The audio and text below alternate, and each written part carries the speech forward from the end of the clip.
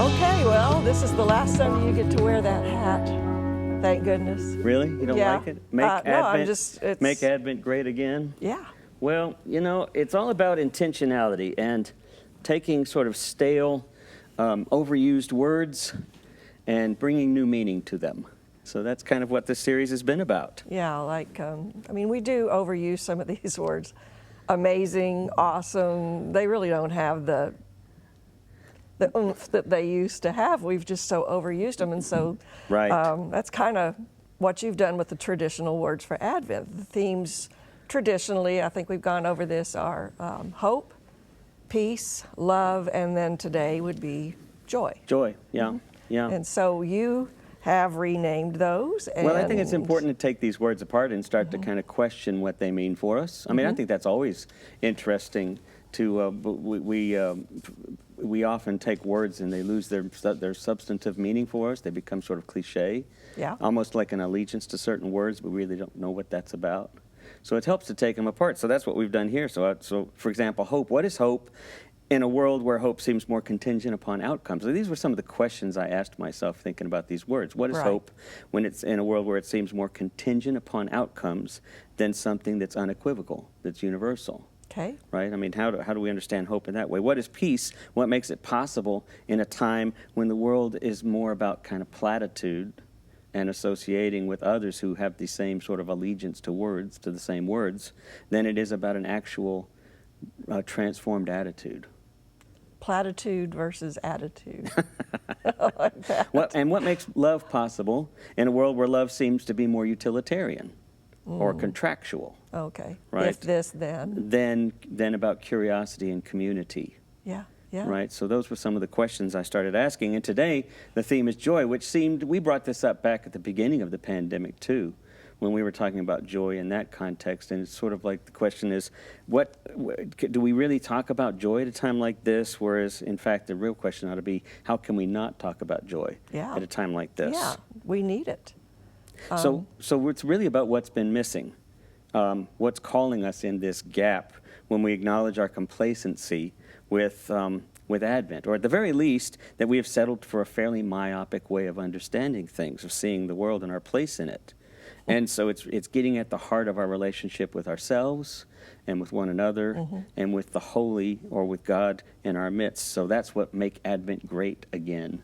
Well, and of course, it's a play on words, right? I mean, it's well, we tongue-in-cheek. get it, Yes. But sure, we do need to. And what I've liked about you taking these words, sort of redefining them, is that one of my favorite theologians has said that a lot of the Christian language has been kidnapped. And so I know you and I both are a little hesitant to just throw out words that, like salvation, sin, they have so many connotations that a lot of people just automatically think they understand what that means. And I always feel compelled to try to explain the way I'm using those words, because words do get myopic and stop opening themselves up to new meanings. So I'm really glad that you do that. And I know you've had a lot of feedback from people about the way you've used these words. Yeah, people have actually had some fun exploring the root meanings of words, getting into etymological spelunking, if you will, on their own. Yeah. Yeah, and I mean, it's really kind of inviting us to think to bring new life. That's always, to me, faith, like so many things, becomes static. Right. And when things become static, I think we're actually doing a disservice and creating more harm or risk. The words that you used, instead of hope, peace, love, and joy, because they kind of lost their edge, you redefined them. Right, so I use the words confidence, courage, curiosity, and connection. And I really for hope, like peace, that. love, and joy. Confidence, courage, curiosity, connection. Well, then today, of course, our final Sunday the theme is joy. Yeah. And that may be the one that we've most compromised, because we tend to diminish it to the equivalent of happiness. Happiness, And so it becomes self-centered, what makes me happy. And we know that joy, in the sense of how we experience that in the realm of faith, it's got to be a whole lot more than just happiness. Well, that's right. Happiness Again, is elusive. Is joy contingent upon some outcome? often we think we that think way. that way. We're not happy. We're uncomfortable. We're anxious. We're scared. We're not having joy in our life. But that's the time when we should be experiencing joy. How You know, so? because what joy is, this idea of connection. It's the consequence of finding moments and places and context for delight. That's essentially how we get in touch with joy, is finding these contexts and places and moments of delight, in spite of what might be going on. I was going to say, because not all situations are delightful in the way that we think about delightful. There Yeah. are. What do we do? I mean, this is the challenge. Joy in the midst of the realities of our world. And it's not covering it up or putting a silver lining on it, is it? It's got to be something a little bit different than that. Yeah. Well, you know, one of the things that I love connection. doing, and this is why I love these conversations too, is that I think so much is, for me as a pastor, that what I'm really about is also doing theology, thinking about what God is, who God is, how we are in relation to one another and God. And so I got this definition that I'm just going to throw up that people can take a look at and just hold on to it. But joy is, and as I see it, is the discovery of how God pieces together our moments with meaning, or all of life with meaning. Say that again. Joy is the discovery how God is piecing together the moments with meaning. So that's our moments, all of life's moments. That's how I understand this idea of joy. So if you look at, so as you were saying, the word that keeps coming up, if you look at the etymology, is delight. It comes up 4, 5, 6 times in every association with the word joy. I can see that, but delight, if joy has to be something a little deeper, say a little more about that. Well, okay, so the idea is delight is this idea of what is of light, or what illuminates, or what brings to light. Yeah, okay. So if you think of moments that were delightful, we almost let them pass by. We don't really consciously grasp them or hold on to them. They sort of pass by. The tea is delicious. The breakfast was amazing this morning. What did you do with the eggs? Did you notice how bright the colors are? I mean, there's just so many different things that we delight in that we don't think of as delight. Did you see how that one person helped the other carry their groceries out of the door? You know, that kind of thing. Just, we think of delight has to be something fantastic, like I just saw a shooting star, or something momentous. But in fact, delight is grasping every moment and seeing how life is pieced together with these moments of delight. That's what brings joy, even in the hard times. Just reminds me of being, we have young grandchildren now, and especially the 2-year-old. Maybe that's why Jesus said we have to become like children. They delight in everything. Yeah. This poinsettia would be right. Delightful. Just everything seems magical, wonderful, surprising. Got to touch it. So let's listen to Elizabeth as she sings this song, and we'll come back and talk a little bit more about joy then.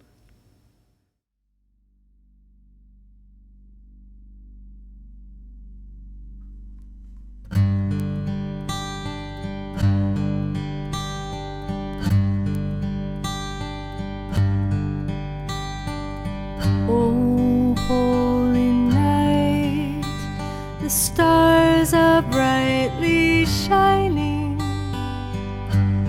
It is the night of our dear Savior's birth.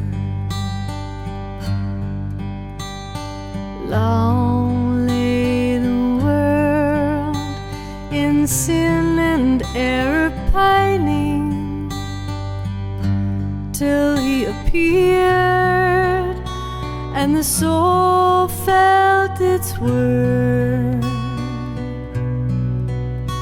A thrill of hope, the weary world rejoices. Let all within praise love's holy name. Fall on your knees. Oh, hear the angels' voices. Oh, night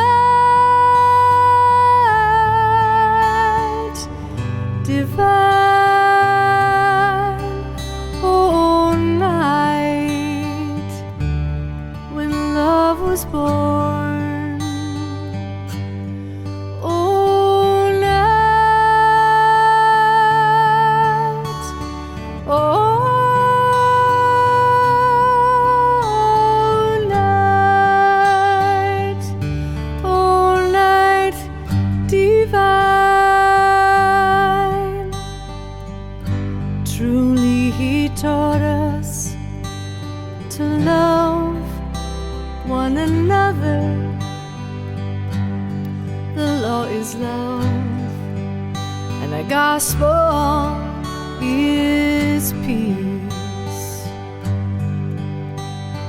Chains shall it break, for the slave is our brother, and in the name all oppression should cease. The sweet hymns of joy in grateful chorus raise, we let all within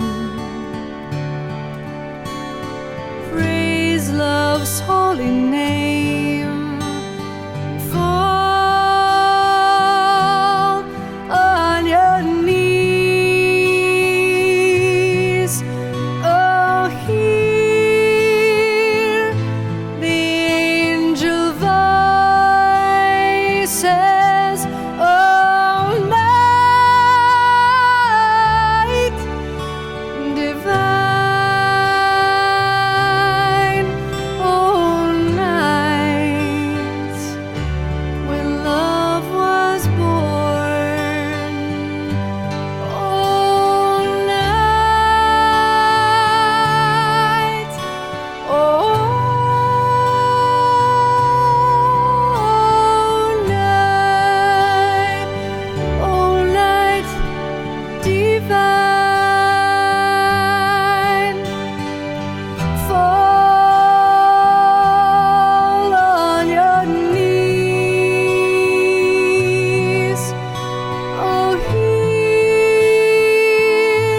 the angel voices, oh, night divine, oh, night when love was born, oh, night, oh, night, oh, night divine.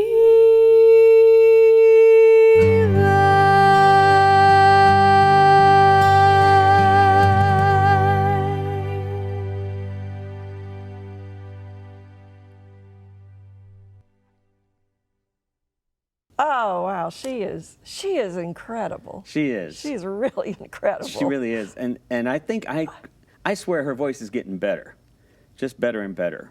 And thank you, Elizabeth, for offering that song, giving it to us. It's kind of iconic for this time of year. Yeah. You know, that "Oh Holy Night" is such a profound song and so beautiful and emotive. And she just knocked it out of the park, of course. But it made me think of something, because I've often heard that song in this very traditional kind of way that almost it almost removes it from of how I can relate to it now. It's very exalting of God as an other, as this other reality. Right, okay. And fall on your knees and hear the angels in heaven rejoicing. Right. I'm reminded of that Rumi quote that says, "There must be 1,000 ways to kneel and kiss the ground."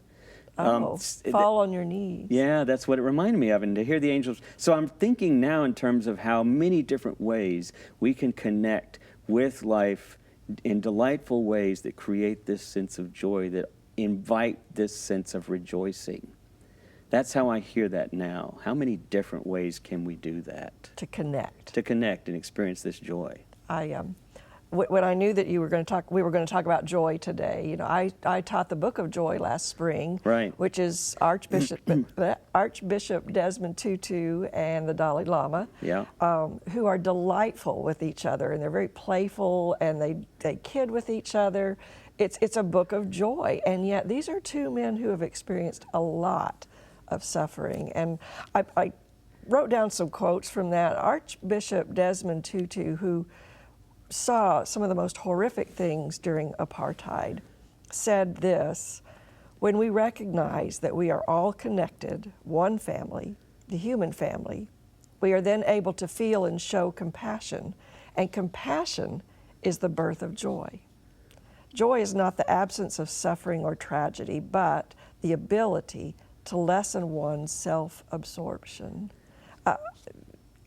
You know, I know in the Book of Joy, one of the things that they talked about was what the author put in there, that we have four fundamental emotions, which are fear, sadness, anger, and joy. Mm-hmm. And he said, notice, 3 of the 4 are negative. Only joy is the positive.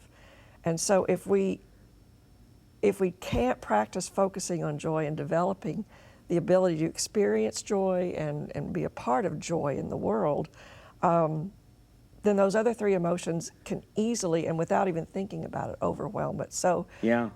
there's a reason why we don't always have this inclination toward joy. Right, and we talked about this some last week too, because when you mentioned those 4 emotions, we have a tendency to, our most predominant emotion is fear, but fear and anger, what was the other one? Fear, anger, and sadness, and then joy. We talk a lot more about some of those other emotions. We do. We get preoccupied with that, and even when we sort of piggyback on these critical kinds of things that we text one another, or that we meme, or that we jump on, those things are reinforcing some of those emotions of fear, right? So we need to focus more on what delight. What brings delight? Okay. And so Okay. I was reading this book. I've mentioned it many, many times. One of my favorite authors, Ross Gay, a poet. Did you we're bring actually the book? Graham's going to bring it up on the screen Okay, here. okay. But actually, he's a poet, but an award-winning poet and a professor out in Indiana. But he had got on this, something inspired him to decide to try to write an essay. He'd never done essays, and so he was going to write an essay on delight every day. Find something delightful to write about every day. And Wow. he said initially, as he got started, it was almost impossible. He was like, I'm not seeing anything of delight. Because he was defining, I'm assuming, defining delight as maybe happiness or something wonderful, or Right, wow. as if the delight was something that hit you. But that, Right, how could you do that surprised you. every day? So Maybe. for him, delight had to be intentional. He had to be intentional about it. And Okay. so one of the stories he tells in the book is that he and a friend were getting on a bus when suddenly he started noticing that the driver was keeping an eye on everyone in the bus, Yeah. which he thought was more of a suspicious kind of thing, just a driver being careful and watching. Watching the passengers. Right, watching the passengers. But then he noticed that they weren't. She wasn't so much concerned about illicit behavior or something destructive that might happen. She was catching the anxieties, or the joy, or the fun, or the conversations of passengers on the bus. Okay. And he said at one point, there was a rider that apparently noticed that they'd missed the turn, and there was an anxiety on his face. She would seen that in the mirror, and she immediately interrupted and said, "It's okay, honey. I saw we passed it. Let's circle around, and I'll pick it back, and I'll get back there and drop you off." So the inclination was that she was looking for trouble, but what she was really looking for was how could she be caring for them? And because he was paying attention, right? Yeah. Because he was paying attention, it reminded him, okay, I have to be intentional about this. Yeah. I have to be looking for where there's delight instead of where there's fear, as the Book That of Joy would be say, my where there's fear assumption. or anger, right? Mm-hmm. So when a woman came in with their bags, an older woman, and they happened to be sitting in a chair, in a bench that was handicapped, he started feeling guilt and like, how did we do this? Why would Yeah. we do this? And she saw that, the woman did, and said, no, stay. And that made him feel even more guilty Yeah. until he realized that what she was really saying is, let me sit down next to you. And she wanted to be connected. She wanted to have a conversation. So stay. Let's connect. Let's connect. Yeah. And that became a moment of, I guess, a moment of delight. Delight. For Yeah, him. absolutely. So we have to get outside of ourselves. We have to be practice it. intentional. Yeah. And pay attention. Isn't that what Mary Oliver says? What was that she says? Pay attention, be amazed, and tell about And it. tell about it. Yeah. That's a great way to start. A great mantra for Yeah. delight. So, another way that I figured that we can do this, in addition to being intentional about it, is also being intentional about where we don't do it. okay. So confession, you Wow. know, which is a That's- phrase, that's a word I don't usually use. We don't use it that in the I church associate very a much, lot do with we? traditional church, right? Well, not even there anymore. Yeah, true. Yeah. Confession. Okay. Well, and how do we do that? Because, you hear confession is good for the soul, but how would you say confession plays in with I think it's joy. recognizing, like where he recognized these moments in his observations, we begin to recognize where we're not connecting, where we Okay. missed something, or where we took the bait. You know, we took the anger bait, the hate bait, or the fear bait, or Because that's a natural reaction. right, and then we just take it for hook, hook, line, and sinker, and when we start to notice that and we confess that, it's like, honey, I'm sorry, I really came home stressed out. I just didn't even notice how I was reacting. I missed something you said earlier.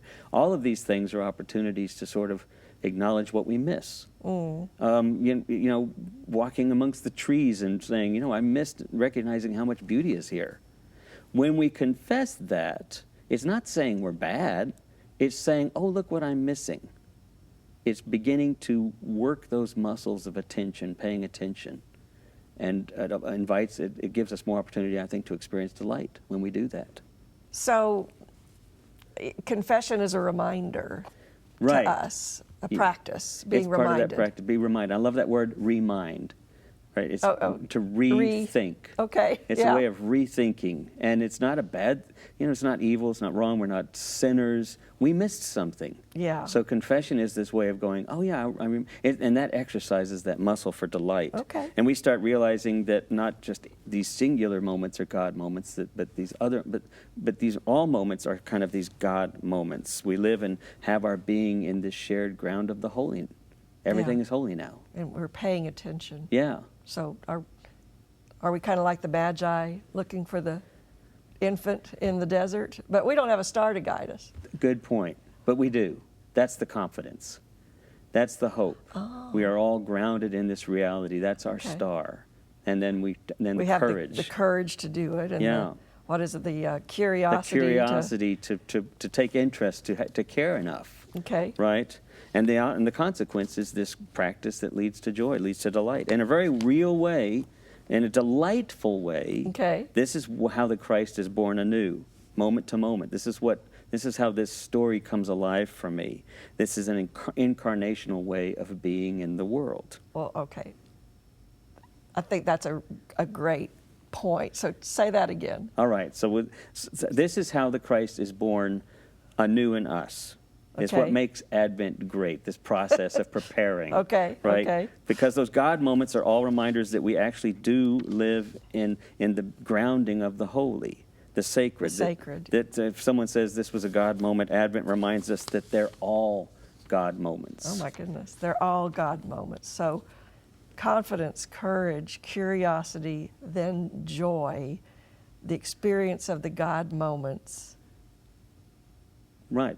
That's It's how we connect with the holy in our midst, moment by moment, and that's what Advent. That's how we make Advent great again.